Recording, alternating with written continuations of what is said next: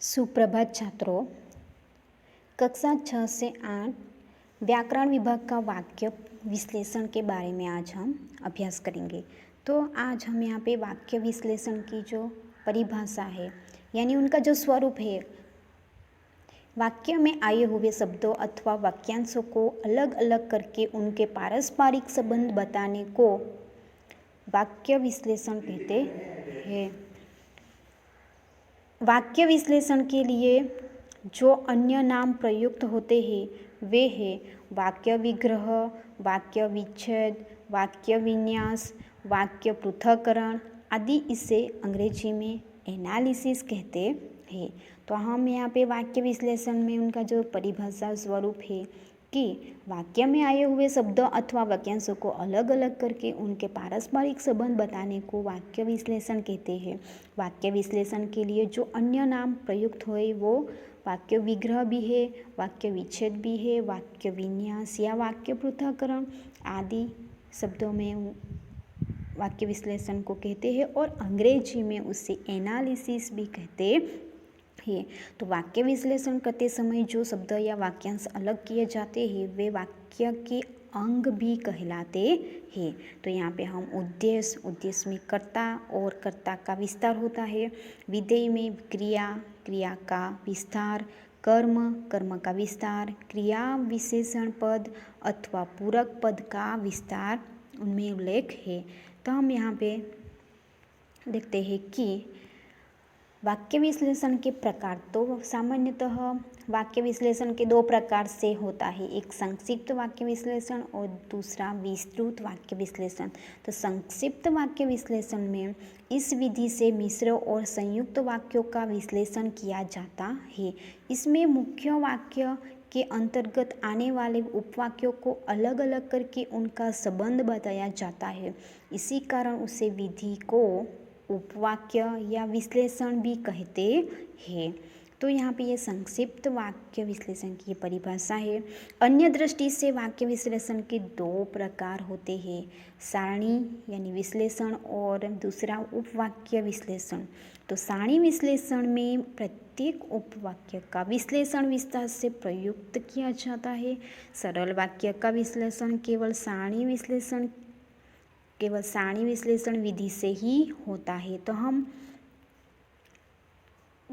आगे देखते हैं कि विस्तृत वाक्य विश्लेषण की परिभाषा, इस विधि से साधारण, मिश्र तथा संयुक्त वाक्यों का विश्लेषण किया जाता है और इसमें कर्ता का विस्तार, क्रिया का विस्तार, कर्म का विस्तार, पूरक का विस्तार आदि सभी का उल्लेख किया जाता है। साधारण वाक्य का विश्लेषण देखा जाए तो साधारण वाक्यों का विश्लेषण भी विस्तृत वाक्य विश्लेषण विधि से ही किया जाता है। तो हम वाक्य में देखते हैं कि रमेश ने कलम से पत्र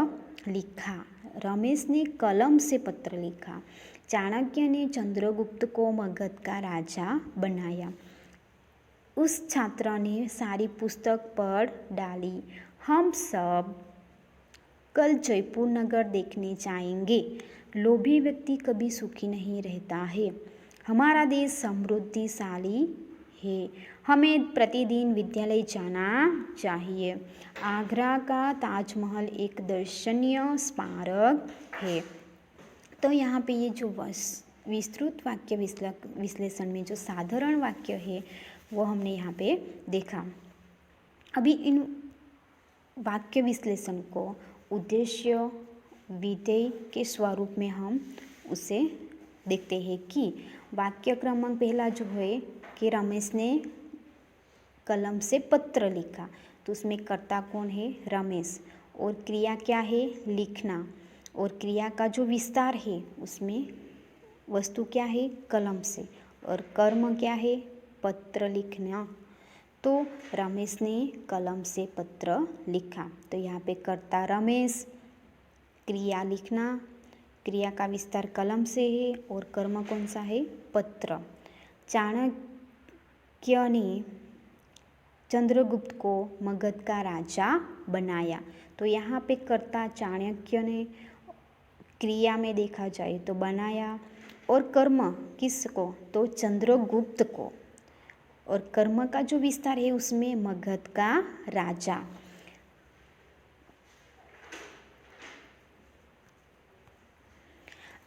हम उस छात्र ने सारी पुस्तक पढ़ डाली। तो छात्र ने सारी पुस्तक पढ़ डाली। तो उस छात्र ने सारी पुस्तक पढ़ डाली में छात्र ने कर्ता है, उस कर्ता का विस्तार है। पढ़ डाली यानी वो क्रिया है और कर्म क्या है? पुस्तक। और कर्म का जो विस्तार है वो क्या है? तो सारी। और चौथा जो है, हम सब कल जयपुर नगर देखने जाएंगे। तो यहाँ पे कर्ता कौन है? हम। कर्ता का विस्तार सब, जाएंगे वो क्रिया है, क्योंकि जाने वाले है वो क्रिया है। और क्रिया का जो विस्तार है वो कल देखने के लिए। और कर्म क्या है? जयपुर। कर्म का विस्तार देखा जाए तो नगर है। लोभी व्यक्ति कभी सुखी नहीं रहता है। तो यहाँ पे लोभी व्यक्ति कभी सुखी नहीं रहता। तो लोभी वो कर्ता है, कर्ता का विस्तार व्यक्ति है, क्रिया क्या है? रहता है। क्रिया का विस्तार कभी नहीं। और पूरक वाक्य में देखा जाए तो सुखी। भारत देश समृद्धिशाली है। तो देश है वो कर्ता, कर्ता का विस्तार हमारा, क्रिया क्या है? और समृद्धिशाली वो पूरक शब्द में उनका उल्लेख किया गया है। हमें प्रतिदिन विद्यालय जाना चाहिए। तो यहाँ पे हमें प्रतिदिन विद्यालय जाना चाहिए, हमें कर्ता है, जाना चाहिए वो क्रिया है, क्रिया का विस्तार प्रतिदिन, और पूरक है वो विद्यालय। ताजमहल, आगरा का ताजमहल एक दर्शनीय स्मारक है। तो ताजमहल यह कर्ता है, कर्ता का विस्तार देखा जाए तो आगरा का, क्रिया क्या है? और पूरक शब्द में देखा जाए तो एक स्मारक दर्शनीय।